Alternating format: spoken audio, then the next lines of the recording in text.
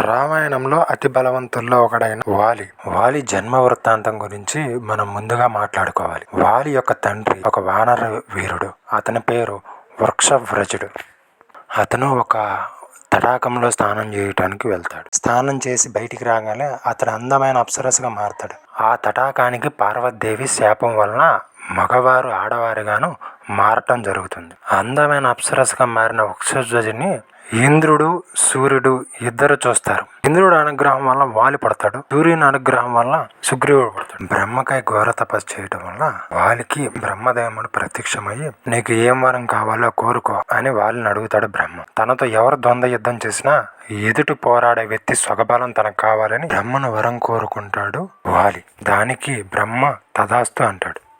వాలి చాలా బలవంతుడు. బ్రహ్మ ముహూర్తంలో నిద్రలేచి 4 సముద్రాల్లో సంధ్యావందనం చేస్తాడు సూర్యాస్తమయం అయ్యేలోపు. అంత బలవంతుడు వాలి దుందుబి అనే రాక్షసుని, మాయావి అనే రాక్షసుని వాళ్ళ ఇద్దరిని యుద్ధంలో ఓడించి వధిస్తాడు వాలి బలం గురించి నారదుడు రావణాసుడితో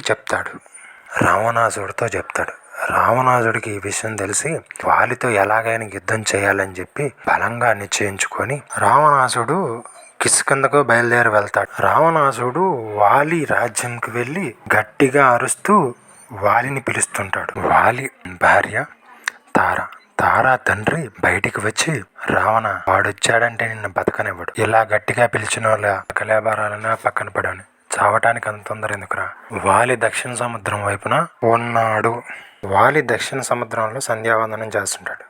రావణాసుడు వెనక్గా వెళ్ళి వాలిని తన చేతులతో పట్టుకోవాలని చూస్తాడు. ఇది గమనించిన వాలి రావణాసుడు దగ్గరికి రాగానే తను పట్టుకొని తన సంఖలో పెట్టుకొని బంధిస్తాడు. అలా 4 సముద్రాల్లో సంధ్యావందనం చేసుకొని వాలి తన అంతఃపురానికి రావణాసుడిని తీసుకొని వస్తాడు. వాలి వేగాన్ని చూసి భయపడిన రావణాసుడు వాలి భుజబలాన్ని చూసి తట్టుకోలేక రావణాసుడు వాలితో సంధి కుదుర్చుకుంటాడు. తన మిత్రుణ్ణి చేసుకుంటాడు. అలా రావణాసుడు గర్వాన్ని అణిచేశాడు వాలి. ఈ భూమి మీద వాలిని ఓడించే మనగాడే ఎవడూ లేడు.